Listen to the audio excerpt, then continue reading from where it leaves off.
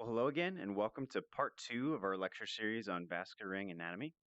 In this video, we'll be using the double aortic arch as an example to discuss the clinical presentation, workup, and treatment of vascular rings more broadly.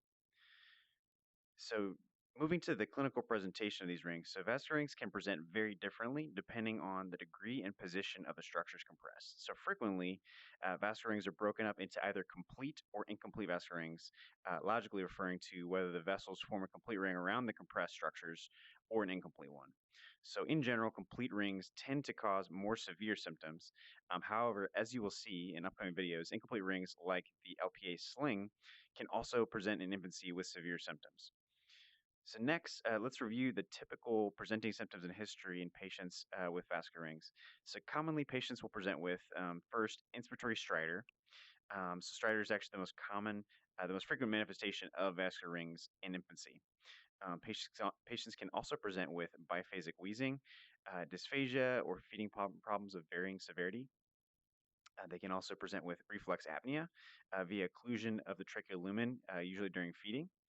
And finally, they can also present with a history of pneumonias, and frequently it's actually right-sided pneumonias just due to the area of compression that typically occurs in a number of vascular rings.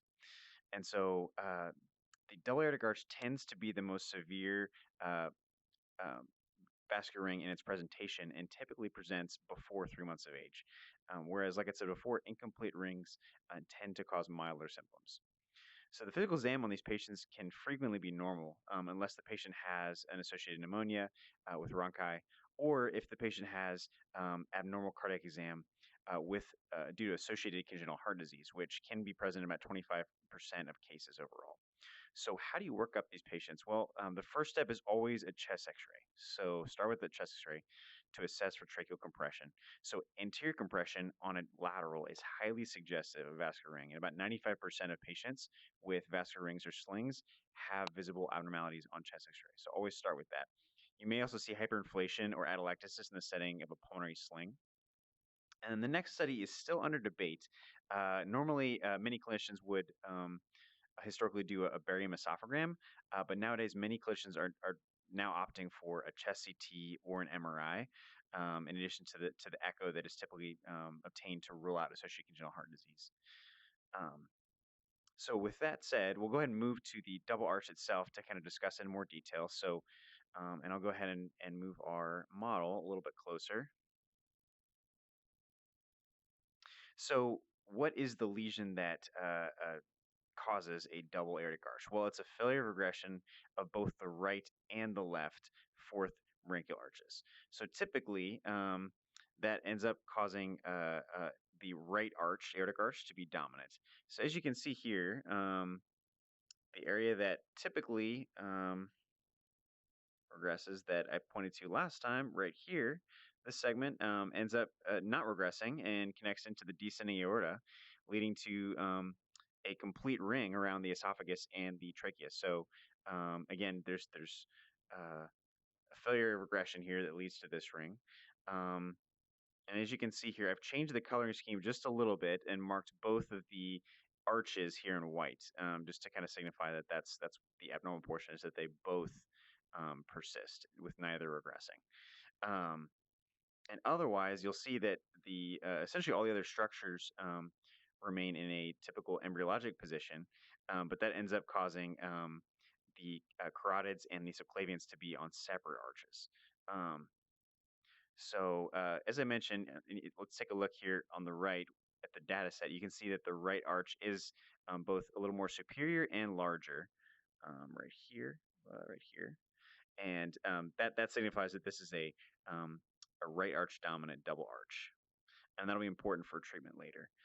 So commonly, this is an isolated anomaly without associated congenital heart defects, like I said, but it can be associated with transition of the great arteries, VSDs, truncus tetralogy of Fallot, or a cortation of the aorta.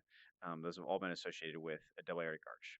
So, like I said before, this typically presents with respiratory difficulties in early infancy, in the first few weeks of life. So, patients can also present with some significant swallowing dysfunction. And for that reason, this is actually the most common symptomatic vascular ring of all the different vascular rings. And so infants will often present with a history of hyperextending their necks to reduce tracheal compression. So with that, I'm going to go ahead and take a little bit of a closer look at actually the data set here to kind of show you the anatomic relationships. So in this CT, we actually don't have the pulmonary arteries like we did last time, but we have all the other structures here. So as you can see, the common carotids are marked here in orange. And as you can see, they come off actually different aortic arches due to that persistence of the right arch. Whereas normally this white segment here on the right would just be the brachiocephalic artery, which then is completely detached from the descending aorta. And so I'll kind of rotate to the left here. And as you can see here, there's actually what looks like two arteries, which it is. And so it's actually the artery here is actually the um, left subclavian, and actually this has a normal anatomic variant with the vertebral artery coming off separately here. So there's actually appears to be two arteries there, which is the case. And so we'll take a look here at the arches again, and as you can see, the arches are sort of defined by what bronchus they pass over. So again, this smaller arch here passes over the left bronchus, whereas on the right, um, again, this right arch passes over the right bronchus. So on this side, you can see here the um, right subclavian taking off from the right arch.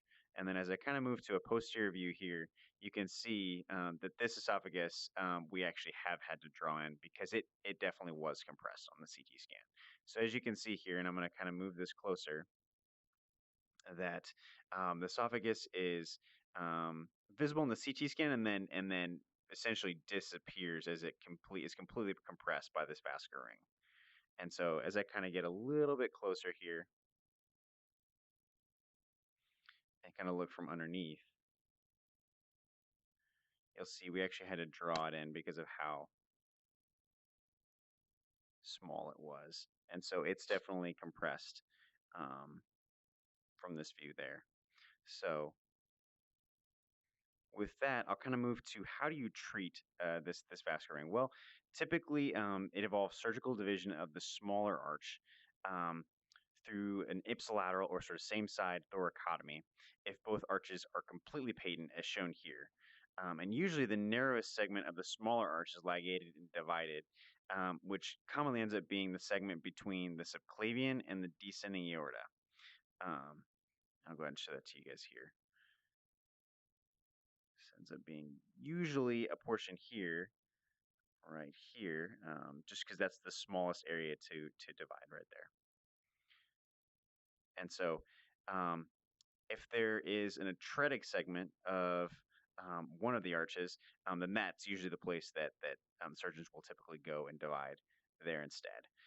So with that, we'll go ahead and pause our discussion here. In our next video, we'll be discussing a complete vascular ring, another complete vascular ring, the right arch with an aberrant left subclavian artery. So thanks again for watching. We hope you will continue to enjoy the remainder of this video series.